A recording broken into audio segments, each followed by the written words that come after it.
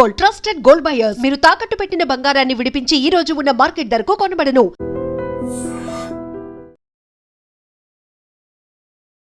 నమస్తే, welcome to iDream weekend update with కవిత.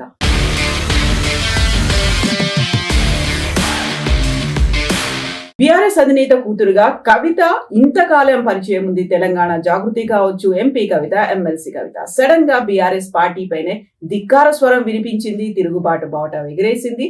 ఆ తర్వాత బయటకు వచ్చిన తర్వాత ఇంపాక్ట్ ఎలా ఉండబోతోంది అనే దాని మీద అంచనాలు, విశ్లేషణలు, సర్వేలు కూడా వినిపిస్తున్నాయి. బట్ ఇది చాలా ఎర్లీ అవుతుందా? స్ట్రాటజీ ఏంటో చెప్పకుండానే ఎందుకని ఇలాంటి విశ్లేషణలు వినిపిస్తున్నాయి? మనతో పాటుగా ఉన్నారు మన తెలంగాణ ఎడిటర్ అమర్ దేవులపల్లి గారు. సార్ నమస్తే.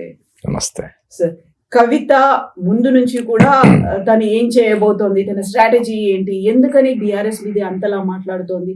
నాన్న అని చెప్తూనే నాన్న చుట్టూ దయ్యాలు ఉన్నారని, నాన్నగారి ఆరోగ్యం కాపాడండి అని రామన్నకు చెప్తూ ఇవన్నీ చెప్తోంది. బయటకు వచ్చిన తర్వాత కూడా అదే మాటలు. బట్ సడన్ గా కేసీఆర్ కి షాక్, బీఆర్ఎస్ కి షాక్ అనే మాట. జస్టిస్ సుదర్శన్ రెడ్డికి మేము మద్దతు ఇస్తున్నాం అని చెప్పినప్పుడు షాక్ కూడా ఇచ్చేశారు. అసలు యాక్చువల్ గా స్ట్రాటజీ ఏంటి? తను ఏం ప్లాన్ లో ఉన్నారు? స్ట్రాటజీ ఏదైనా ఒకటి మనం అబ్జర్వ్ చేసినట్టయితే, ఆమె కవిత గారు 2019 లోక్సభ ఎన్నికలప్పటి నుంచే అసంతృప్తితో ఉన్నారు ఆమె వాళ్ళ పార్టీ పట్ల. భారత రాష్ట్ర సమితి, తెలంగాణ రాష్ట్ర సమితి భారత రాష్ట్ర సమితిగా రూపాంతరం చెందిన తర్వాత 2019 ఎన్నికల్లో ఆమె లోక్సభకు పోటీ చేసి ఓడిపోయిన తర్వాత అప్పటి నుంచి ఆమెలో అసంతృప్తి కొంత గూడుగట్టుకున్నది. బయటపడకపోయి ఉండొచ్చు, కొంత అక్కడక్కడ ప్రైవేట్ సంభాషణల్లో లేదా తన కుటుంబం దీనిలో కూడా ఆమె వ్యక్తం చేస్తూ వచ్చినట్టుగా మనకు అర్థం అవుతుంది. ఎందుకంటే 2019లో నిజామాబాద్ నుంచి లోక్సభకు పోటీ చేసి అప్పుడు ఓడిపోవడానికి కారణం తన పార్టీలోని వాళ్లే అనేది ఆమె అనుమానం. అది ఎంతవరకు నిజం మనకు తెలియదు.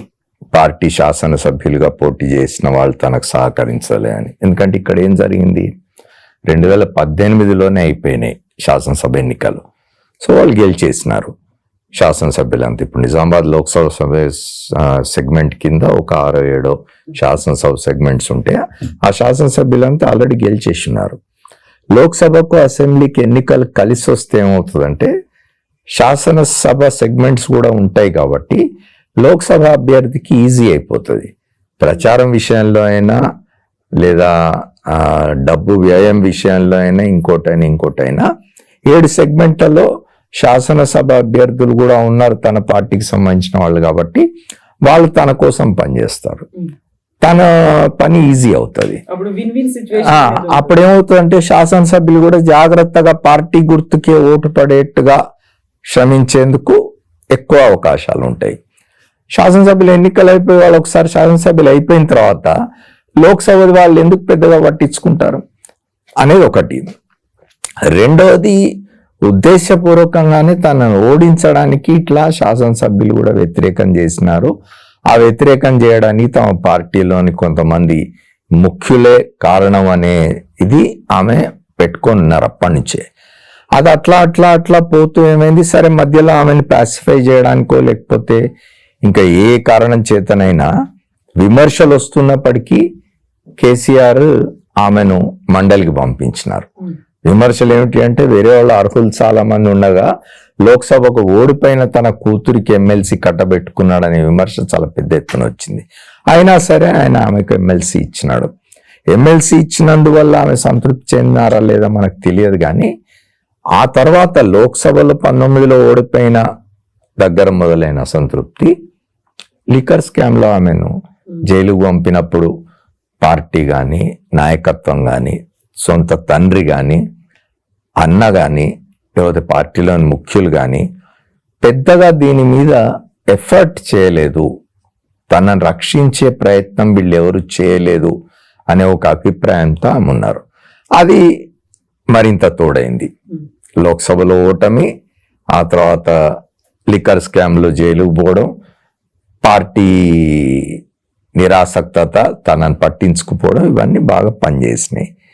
అక్కడి నుంచి వచ్చిన తర్వాత, బెయిల్ మీద వచ్చిన తర్వాత బయట అంటే కేసీఆర్ను కేటీఆర్ని వాళ్ళ పార్టీని సమర్థించే వాళ్ళు, కవితను విమర్శించే వాళ్ళు ఏం చెప్తారంటే, పట్టించుకోకపోతే 3-4 సార్లు కేటీ రామారావు కానీ హరీష్ రావు గారు కానీ ఎందుకు ఢిల్లీ వెళ్తారు, ఎందుకు తిరుగుతారు అని. సరే, కుటుంబ సభ్యురాలు, చెల్లెలు, కూతురు కాబట్టి ఆమెకు బెయిల్ ఇప్పించుకోవడానికి వాళ్ళ ప్రయత్నాలు వాళ్ళు చేసినారు. కానీ పొలిటికల్గా మాత్రం తనను పూర్తిగా తొక్కేస్తున్నారు అనే ఒక అభిప్రాయం ఆమెలో కలిగింది. వచ్చిన తర్వాత ఏం జరిగింది, బెయిల్ మీద వచ్చిన తర్వాత నువ్వు కొంతకాలం మౌనంగా ఉండు అని కుటుంబమే చెప్పింది అని. ఒక 3 మాసాలు 4 మాసాల పాటు ఆమె బయటికి రాలేదు, మీరు గమనించుంటే. అది మరింత ఇది చేసింది, ఆమెలో అసహనానికి గురి చేసింది. ఇక ఆ పరిస్థితుల్లో ఆమె బయటపడాల్సి వచ్చింది.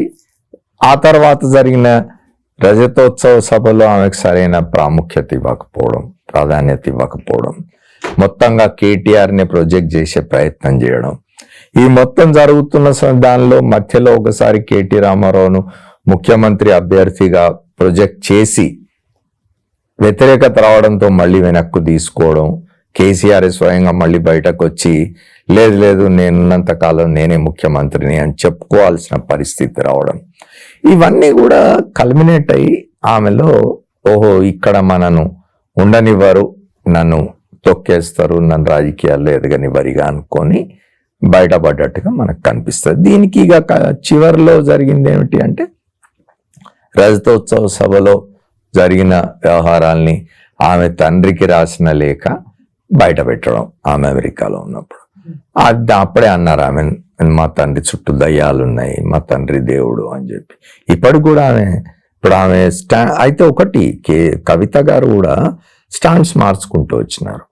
ఆమె ఏం చేసినారు, కేటీఆర్ను డైరెక్ట్ కేటీఆర్ పేరు తీసుకోకపోయినా కేటీఆర్ టార్గెట్గా మాట్లాడినారు ఆమె బయటకు వచ్చినప్పుడు.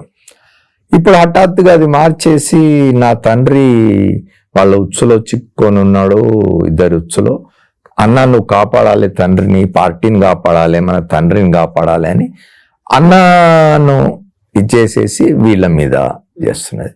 ఇవన్నీ కూడా ఏమవుతాయంటే, జనం వింటూ ఉంటారు, చూస్తూ ఉంటారు, అబ్జర్వ్ చేస్తూ ఉంటారు, గమనిస్తారు ఎవరేం మాట్లాడుతున్నారు, ఎవరి వ్యవహార శైలి ఎట్లా ఉన్నది అనేది. ఎప్పుడు కూడా రాజకీయాలు అనేవి అంత ఇదిగా ఉండవు, డైనమిక్గా ఉంటాయి. రాజకీయాలు ఎప్పుడు మారుతూ ఉంటాయి, ఒకే విధంగా ఉండవు. రాజకీయాలు రోజు రోజుకు మారుతాయి. ఇవాళ ఉన్న విధంగా రేపు ఉండకపోవచ్చు, సంవత్సరం క్రితం ఉన్న విధంగా రేపు ఇంకో సంవత్సరం తర్వాత ఉండకపోవచ్చు. రాజకీయాలు ఎప్పుడు కూడా అవి చాలా డైనమిక్గా ఉంటాయి, ఎప్పటికప్పుడు పరిస్థితులు మారుతూ ఉంటాయి. ఎన్నికల సమయంలో మాత్రమే, ఎన్నికలు అనౌన్స్ చేసిన తర్వాత 3 మాసాలు 4 మాసాల కాలంలో మాత్రమే మనం ఖచ్చితంగా బేరీజ్ వేయగలం, ఎవరేమిటి, ఎవరి పరిస్థితులు ఏమిటి, జనం ఎట్లా బిహేవ్ చేస్తున్నారు అనేది. జనం కూడా చాలా విజ్ఞులు, బయటపడారు. అయితే ఈ ఇటీవలి కాలంలో ఈవీఎంల మీద వచ్చిన తీవ్రమైన సందేహాల కారణంగా ప్రజల పార్టిసిపేషన్ అనేది గందరగోళంలో పడింది, డౌట్లో పడింది. నిజంగా ప్రజలు పార్టిసిపేట్ చేస్తున్నారా, లేక ఈవీఎంలను మేనేజ్ చేసి గెలిపోవటంలు జరుగుతున్నాయా అనే సందేహాలు ఇటీవల కాలంలో చాలా వచ్చినాయి. ఇప్పుడు జాతీయ స్థాయిలో రాహుల్ గాంధీ చేస్తున్న ఉద్యమం దాని మీదనే, ఓట్ చోరీ అంటున్నాడు ఆయన. ఓట్ చోరీ అంటే ఏం లేదు, ఈవీఎంలను మేనేజ్ చేస్తున్నారు అనే ఒక ఇదే కదా. కాబట్టి ప్రజలు ఎంతవరకు పార్టిసిపేట్ చేస్తున్నారు, ప్రజలు పార్టిసిపేట్ చేసినప్పుడు మాత్రం తప్పనిసరిగా వాళ్ళు చాలా క్లేవర్గా ఇది ఇస్తారు, తీర్పిస్తారు. మనం మొదటి నుంచి చూస్తూ ఉన్నాం ఎట్లా తీర్పులు ఇచ్చినారు అనేది. కాశ్మీర్ నుంచి కన్యాకుమారి దాకా ఒకే రకమైన తీర్పు ఎట్లా ఇస్తారు ప్రజలు. కాబట్టి వాళ్ళు కేర్ఫుల్గా అబ్జర్వ్ చేస్తుంటారు. ప్రజలకేం తెలియదు, ప్రజలేం చూడరు, ప్రజలేం అర్థం చేసుకోరు. మనం పోయి అడిగితే ఓటేస్తారు, లేకపోతే ప్రలోభాలకు గురై ఓటేస్తారు అని అనుకుంటే పొరపాటు. ప్రలోభాలు 1% పనిచేస్తే చేయొచ్చు, కొంత మైనర్ అది. బట్ మెజారిటీ ప్రజలు అప్పుడున్న పరిస్థితులు, అప్పుడున్న రాజకీయ పార్టీల పనితీరు, వాళ్ళ వ్యవహార శైలి చూసి ఓట్లేస్తారు.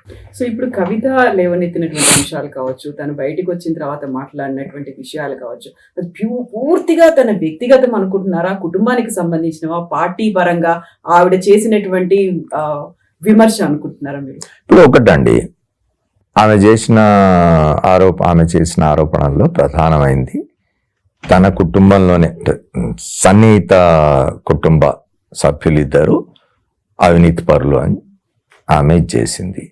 వాళ్ళ ఇంట్లో బంగారం ఉంటే తెలంగాణ అయిపోతుందా అని ఒక డైలాగ్ కొట్టింది. 10 ఏళ్ళు ఆమె లోపట్టున్నారు. ఇప్పుడు అనొచ్చు అంతర్గతంగా నేను చాలా కొట్లాడినా, చాలా చెప్పినా అని. అది సరిపోదు. నువ్వు 10 ఏళ్ల పాటు లోపట ఉండి, నువ్వు 10 ఏళ్ల పాటు నిజంగా ఇది జరుగుతూ ఉంటే ఇదంతా చూసి నువ్వు దీన్ని ఆపడానికి కానీ, నిరోధించడానికి కానీ, కనీసం దీన్ని ఎక్స్పోజ్ చేయడానికి కానీ ప్రయత్నం చేయలేదు. ఇవాళ సామాజిక తెలంగాణ అంటున్నారు ఆమె. పార్టీ 2014 జూన్ 2న అధికారంలోకి వచ్చినవి రాగానే అధినాయకుడు కేసీఆర్తో మన పార్టీ సామాజిక తెలంగాణ అనే అంశంతో ముందుకు పోవాలి, ఇది నా వైఖరి అని పలగుద్దినట్టు చెప్పి ఆ వైపు ఎందుకు నడిపించలేదు? ఒకటి. రెండోది, ఇప్పుడు 10 ఏళ్ల తర్వాత బయటకు వచ్చి మీరు సామాజిక తెలంగాణ అంటున్నారంటే ఈ 10 ఏళ్ళు మీరు సామాజిక తెలంగాణ కోసం పనిచేయలేదు, లేదా సామాజిక అంశాల మీద మీ తండ్రి గారి ప్రభుత్వం దృష్టి పెట్టలేదు అనుకోవాలా? ఆయన చాలా చెప్తున్నారు కదా, రైతు బంధు ఇచ్చాను నేను, దళిత బంధు ఇచ్చాను నేను, బీసీలకు గొర్రెలు మేకలు చేసినాను, తర్వాత పేద వర్గాలకు సంబంధించి నేను ఇవి చేసినాను, పెన్షన్లు ఇచ్చిన, ఇవి చేసిన అని చెప్తున్నాడు ఆయన. అనేక కార్యక్రమాల గురించి ఆయన కానీ ఆయన పార్టీ కానీ మాట్లాడుతున్నది. మరి అవన్నీ ఏమిటి? సామాజిక తెలంగాణ అంటే ఏమిటి? మీ దృష్టిలో సామాజిక తెలంగాణ అంటే ఏమిటి? ఏం సాధించలేదు. ఇప్పుడు మీరు పార్టీలో ఉన్నంతకాలం జ్యోతిబా పూలే విగ్రహం పెట్టమని అడగలే. ఇప్పుడు వచ్చి జ్యోతిబా పూలే విగ్రహం అంటున్నారు. ఇప్పుడు వచ్చి మీరు సామాజిక తెలంగాణ అంటున్నారు. ఇప్పుడు వచ్చి మీరు ప్రజల కష్టాల్లో ఉన్నారంటున్నారు. అంటే 10 ఏళ్ళు మీ నాయన రాజ్యంలో, అంటే మీరు పార్టిసిపేట్ చేసినారు ఆ గవర్నమెంట్లో. మీరు లోక్సభ సభ్యురాలిగా ఉన్నారు. పార్టీలో మీరు ఒక పార్టీకి సంబంధించిన ఒక అనుబంధ సంస్థ అనుకోండి, తెలంగాణ జాగృతి పేరు మీద మీరు అనేక కార్యక్రమాలు చేసినారు. ప్రభుత్వంలో మీరు కీలకంగా ఉన్నారు. పదవి లేకపోవచ్చు, మంత్రి కాకపోయి ఉండవచ్చు, లేదా ఇంకోటి లేవు. రెండవది, ఆమెకి ఇంకొక ఇది కూడా ఉండొచ్చు, ఒక ఫిర్యాదు కూడా. తను 2014-19 5 సంవత్సరాల పాటు లోక్సభ సభ్యులుగా ఉన్న కాలంలో ఒక దశలో చర్చ వచ్చింది, మీరు గమనించినారో లేదో, బీఆర్ఎస్ అంటే అప్పుడు టీఆర్ఎస్ గా ఉన్నది, టీఆర్ఎస్ కూడా ఎన్డీఏ ప్రభుత్వంలో చేరుతుంది అని, చేరితే కవిత కేంద్ర మంత్రి అవుతుంది అని. అయితే కవితను కేంద్ర మంత్రివర్గంలోకి తీసుకోవద్దు అని కేసీఆర్, కేటీఆర్ వాళ్ళ పార్టీకి సంబంధించిన వాళ్ళు అడ్డుకొట్టినారనే ఒక కోపం కూడా ఆమెకు ఉండొచ్చు, ఆగ్రహం కూడా ఆమెకు ఉండొచ్చు. ఇట్లాంటివన్నీ పనిచేసి ఆమె అయితే ఇక్కడ ఇవన్నీ పనిచేసి బయటికి వచ్చిందా, ఏం జరిగిందా అనేది అట్లా పెట్టి ఇంకొక వైపు నుంచి మాట్లాడితే కుటుంబంలోనే ఆమెను ఇట్లా ప్రేరేపించి చేయిస్తున్నారు, కుటుంబంలోనే ఎవరో అనేది అదొక చర్చ కూడా జరుగుతున్నది. కావాలనే ఆమెతో మాట్లాడిస్తున్నారు, టార్గెట్ చేసి ఎవరో ఒకళ్ళని బయటికి పంపించడం కోసం ఇదంతా చేస్తున్నారు అని. కానీ ఇవన్నీ ఏమవుతాయంటండి, మీరు ఇంటర్నల్ గా ఏం మాట్లాడుకున్నా ఏం చేసినా బయట జనానికి కనిపించేది నమ్ముతారు వాళ్ళు. ఇప్పుడు ఆమె రెబెల్ అయి బయటకు వచ్చినారు అంటే ఏమిటి, టిఆర్ఎస్ లో మొదటి నుంచి కూడా అంత సవ్యంగా లేదు, సబ్ ఠీక్ నీయే, లోపల ఏదో జరుగుతున్నది, ఏమో బయటకు వచ్చి చెప్తున్నది అనేది అయితే జనాలు నమ్ముతారు కదా.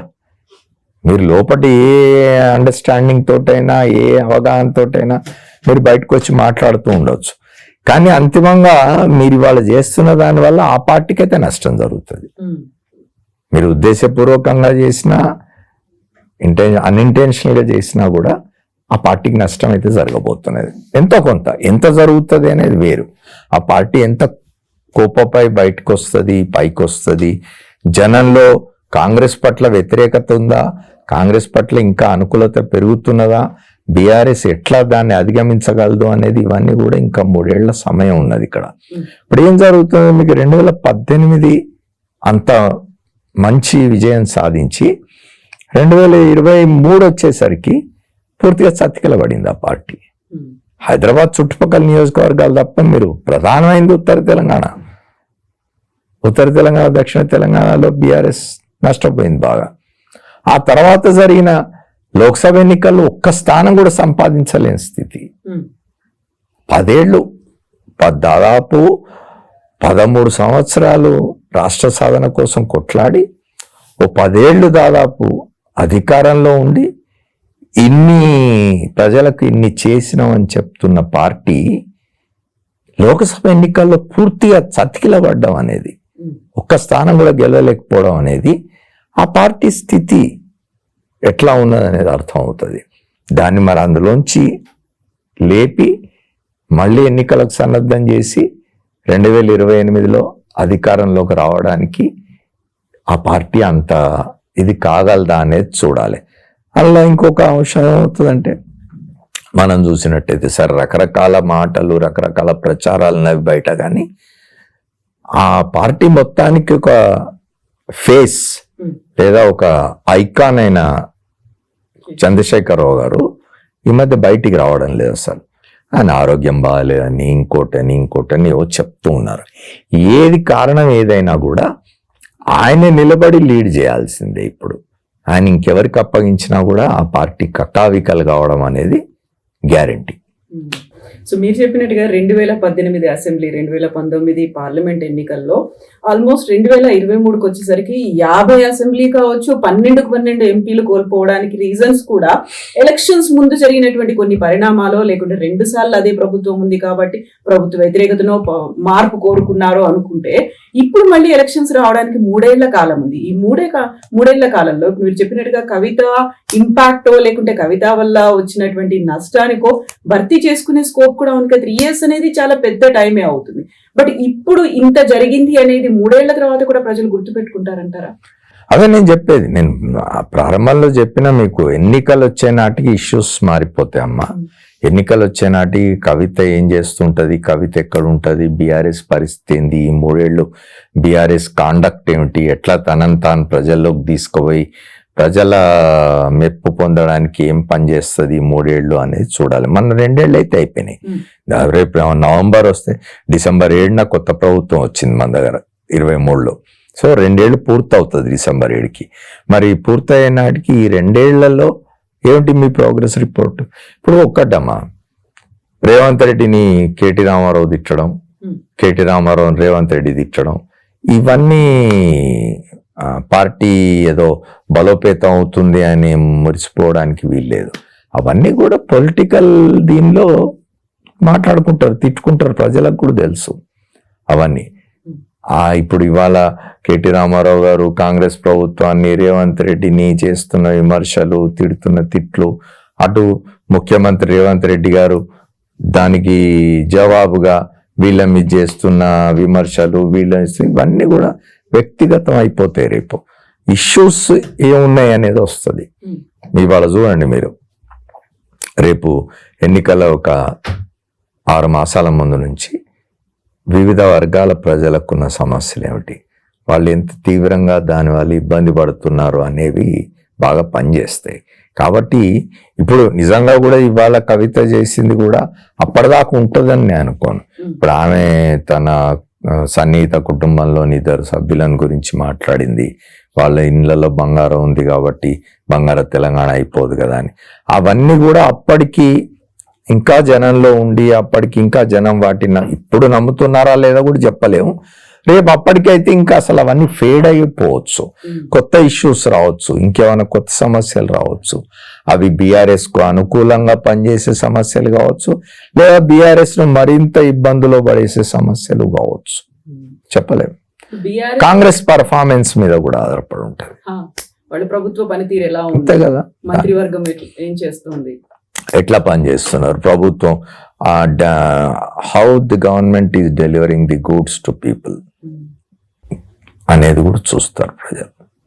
బీఆర్ఎస్ కవితని సస్పెండ్ చేసి 10 రోజులు అవుతుంది. 10 రోజుల్లో కవిత డెవలప్మెంట్స్ ఏమైనా ఉన్నాయా, లేకుంటే ఫ్యూచర్ స్ట్రాటజీ ఏంటి, తను ఏం చేయబోతోంది అనే దానికి సంబంధించి ఇప్పటికీ ఎలాంటి ప్రకటన లేదు, ఒక స్పష్టత కూడా లేదు. కాకపోతే ఇంట్రెస్టింగ్ థింగ్, కేసీఆర్ పుట్టినటువంటి ఊరు, ఆ చిన్నప్పుడు తను పెరిగినటువంటి ఊరు చింతమడక నుంచి కొంతమంది గ్రామస్తులు వచ్చారు, కవితని బతుకమ్మ సెలబ్రేషన్స్ కోసం మా దగ్గరికి రండి, పండుగ సెలబ్రేట్ చేసుకోండి అని పిలిచారు. అంటే అక్కడి నుంచి ఒక తనకి పాజిటివ్ ఆస్పెక్ట్ ఏదైనా కనిపిస్తుంది అంటారా? వాళ్ళకు వెల్కమ్ చేస్తున్నారని చెప్పొచ్చా? ఇది ఎట్లా ఉంది అసలు? ఇప్పుడు ఒక గ్రామం, అది కూడా ఏమిటి వాళ్ళ స్వగ్రామం అది. ఇప్పుడు కవిత నిజామాబాద్ జిల్లా అబ్బాయిని పెళ్లి చేసుకున్న ఆమె తండ్రికి సంబంధించిన విలేజ్ అది. ఆ విలేజ్ తో ఆమెకు తప్పనిసరిగా విలేజ్ లో ఉన్న జనంతో వాళ్ళతో పరిచయాలు ఉంటాయి, సంబంధాలు ఉంటాయి, అనుబంధాలు ఉంటాయి. అక్కడి నుంచి కొంతమంది వచ్చి పిలవడానికి పెద్ద పొలిటికల్ ఇంపార్టెన్స్ దానికి ఇవ్వాల్సిన అవసరం లేదు. ఇప్పుడు ఇంకోటి ఏమిటి అంటే, ఆమె ఈ బతుకమ్మ అనేది తెలంగాణ జాగృతి పెట్టిన నాటి నుంచి, ఉద్యమ కాలం నుంచి కూడా దీన్ని ఒక మూమెంట్ లా తీసబోతున్నాయి. అసలు ఒక దశలోనైతే కవిత బతుకమ్మని కనుక్కున్నదేమో, అంతకుముందు తెలంగాణలో ఎవరు బతుకమ్మ ఆడేవాళ్ళు కాదేమో అనుకునే అంత హైప్ ఇచ్చినారు దానికి, which is not correct. Bathukamma అనేది మన జీవన విధానంలో ఒక భాగం. అది మన తెలంగాణ ప్రజల సాంస్కృతిక జీవనంలో అదొక భాగంగా ఉన్నది. అది వాళ్ళ కొత్తగా కవిత వచ్చి నేర్పించడము, జాగృతి వచ్చి నేర్పించడము, ఇంకోటి వచ్చి నేర్పించడము అనేది సరైనది. అయితే దానికి ఒక ఏమంటారు, దాన్ని ఇంపార్టెంట్ దీనిగా తీసుకొచ్చింది ఆమె. ఎప్పుడుగా బతుకమ్మ అనేది ఎవరి గ్రామాల్లో వాళ్ళు, ఎవరి ఇళ్లలో వాళ్ళు, ఒక ప్రైవేట్ అఫేర్గా, కుటుంబ వ్యవహారంగా నడుస్తూ ఉండేది, గ్రామ వ్యవహారంగా నడుస్తూ ఉండేది అని ఆమె దానికి ఫోకస్ ఇచ్చినారు. ఆమె దానికి కొంచెం విదేశాల్లో కూడా బతుకమ్మలు ఆడించినారు, ఇక్కడ ఆడించినారు, దానికి ఒక ఇంపార్టెన్స్ వచ్చేట్టుగా చేసినారు తప్ప బతుకమ్మ కనుక్కున్నది ఏం కాదు. కానీ ఆమె ఐడెంటిఫై అయినారు దాంతో. ఎవ్రీ ఇయర్ ఆమె చేస్తూ ఉన్నారు కాబట్టి తప్పనిసరిగా ఇప్పుడు కూడా ఆమె బతుకమ్మ అంటే ఇప్పుడు మైనస్ బీఆర్ఎస్, మొన్నటి వరకు ఆమె బీఆర్ఎస్ లో ఉండి బతుకమ్మలు ఆడినారు, ఆడించినారు. ఇప్పుడు మైనస్ బీఆర్ఎస్ బతుకమ్మలు ఆడాలి, బతుకమ్మలు ఆడించాలి, దానికి వచ్చే రెస్పాన్స్ ఎట్లా ఉంటుంది. మనం ఈ మధ్య చూసినాం అంటే పాలిటిక్స్ అట్లానే ఉంటాయి, కట్ త్రోట్గా ఉంటాయి పాలిటిక్స్. తల్లి లేదు, తండ్రి లేదు, కొడుకు లేడు, కూతురు లేదు అన్నట్టు ఉంటుంది పాలిటిక్స్లో. ఈ మధ్య కాలంలో చూసినాం మనం, కవిత ఎక్కడైనా ఉద్యమాలు చేస్తుంటే, దీక్షలు చేస్తూ ఉంటే, లేకపోతే ధర్నాలు చేస్తూ ఉంటే, BRS as a political party is not with her. వాళ్ళు ఎవరు ఆ బీఆర్ఎస్ శ్రేణులు కానీ, కింది స్థాయి నాయకులు కానీ, జిల్లా లెవెల్ నాయకులు కానీ, వాళ్ళు ఎవరు కూడా పార్టిసిపేట్ చేయడం లేదు. మీరు చూస్తే మీరు కవిత ప్రెస్ కాన్ఫరెన్స్ పెట్టినా, కవిత అదేంటి ధర్నా చౌక్ దగ్గర దీక్ష చేసిన, ఒక ధర్నా చేసిన, కనిపించే వాళ్ళంతా కూడా మీరు చూడండి బీఆర్ఎస్ నోన్ ఫేసెస్ ఏ ఉండవు, మీకు కొత్త వాళ్ళు ఉంటారు. తప్పు కాదు, తప్పేం లేదు కొత్త వాళ్ళు రావడంలో, కానీ అది మనకు క్లియర్గా కనిపిస్తుంది. అంటే పొలిటికల్గా ఆమెను ఐసోలేట్ చేస్తున్నారు, అంతవరకు కనిపిస్తున్నది. అది ఇంటర్నల్గా అవగాహనతో ఆమె చేస్తున్నా బయట శ్రేణులకు తెలియదు, అది కింది స్థాయి నాయకులకు తెలియదు. కాబట్టి సహజంగానే ఆమె పార్టీని ధిక్కరించింది, పార్టీని వ్యతిరేకిస్తున్నది, పార్టీ మీద విమర్శలు చేస్తున్నది, నాయకుల మీద విమర్శలు చేస్తున్నది. కాబట్టి అమ్మో ఆమెతో పోతే మనకు నష్టం జరుగుతుంది అనే మైండ్ సెట్తో ఉంటారు. సో కవిత ఏం చేసినా అది తన సొంత ఎజెండా, పార్టీకి సంబంధించినటువంటి స్టాండ్ కాదు అన్నట్టుగా బిహేవియర్ అంతా ఉంది. బట్ మీరు ఇప్పుడు ఒక మాట అన్నారు, ఇంటర్నల్ గా ఎవరన్నా చేయిస్తున్నారేమో అనేది. కావాలని కవితని బయటికి పంపించాలా, లేకపోతే కవిత తో లేకుండానే, సంబంధం లేకుండానే బీఆర్ఎస్ పార్టీ ఎదగాలనా, లేకుంటే బీఆర్ఎస్ పార్టీని తన ఒక మాట చెప్పారు, కుటుంబాన్ని విచ్ఛిన్నం చేశారు, పార్టీని హస్తగతం చేసుకునే ప్రయత్నాలు, కుట్రలు, వెన్నుపోటు అనేది జరుగుతోంది అని. డెలిబరేట్ అటెంప్ట్ అనేది ఎందుకు ఎవరు చేశారనుకుంటున్నారు? ఇప్పుడు ఎవరు చేశారనేది మీరు కానీ నేను కానీ బయట ఉండి మనం చెప్పలేం కదా. మనం కనిపిస్తున్న ఇది వాతావరణం ప్లస్ బయట వస్తున్న ప్రచారం, బయట జరుగుతున్న ప్రచారాన్ని బట్టి కవిత భుజం మీద తుపాకీ పెట్టి ఎవరినో కొట్టే ప్రయత్నం జరుగుతున్నది. ఇది కావాలని ఇంటర్నల్ గానే ఇది ఒక పథక రచన జరిగింది అనే ప్రచారం జరుగుతున్నది. అది ఎంతవరకు నిజం అనేది మనం చెప్పలేము. నిజం అయినా కావచ్చు, ఎందుకంటే రాజకీయాల్లో నేను చెప్పినాను కదా, కట్ త్రోట్, తండ్రి కొడుకులకే ఇది ఉండదు. నిన్న మనం ఎక్కడో తమిళనాడులో అంబుమన్ రామదాస్ తండ్రి కొడుకును పార్టీలోంచి సస్పెండ్ చేసినాడు. లాలూ ప్రసాద్ యాదవ్ తన కొడుకును బయటికి పంపించేసినాడు. అనేక చోట్ల జరుగుతూ ఉంటుంది. బాల్ ఠాక్రే కుటుంబంలో జరిగిన పరిణామాలు చూసినాం మనం. శివసేన చీలిపోయింది రెండుగా. బాల్ ఠాక్రే వంటి నాయకత్వం వహించిన పార్టీ అది.